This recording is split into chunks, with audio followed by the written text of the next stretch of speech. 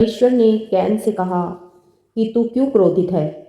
यदि तू अच्छा कार्य करेगा तो तुझे भी स्वीकार किया जाएगा, लेकिन यदि तू पाप में पड़ गया तो यह पाप तुझे बर्बाद कर देगा, क्योंकि पाप की मजदूरी तो मृत्यु है। क्रोध और ईर्ष्या एक इंसान को हमेशा पाप की ओर ले जाते हैं। इसीलिए हमें आत्म संयम और धैर्य रखना चाहिए। पर कैन ने ऐसा ना किया। कैन ईर्ष्या में इतना अंधा हो गया कि उसने अपने भाई हाबिल को एक खेत में बुलाया और उसे वहीं मार डाला। क्रोध और ईर्ष्या अंततः विनाश का कारण ही बनते हैं। हिंसा किसी भी समस्या का समाधान नहीं। परमेश्वर ने यह हमें सिखाया। परमेश्वर ने न्याय किया और परमेश्वर ने कैन से पूछा कि तेरा भाई हाबिल कहाँ है।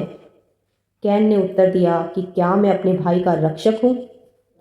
लेकिन परमेश्वर ने कहा कि तेरे भाई का खून मुझे जमीन से पुकार रहा है, इसीलिए तू श्रापित रहेगा और भटकता रहेगा। परमेश्वर ने कैन को दंड क्यों दिया?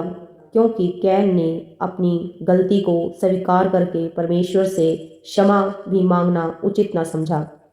इसीलिए उसने परमेश्वर से दंड को पाया, न्याय को पाया।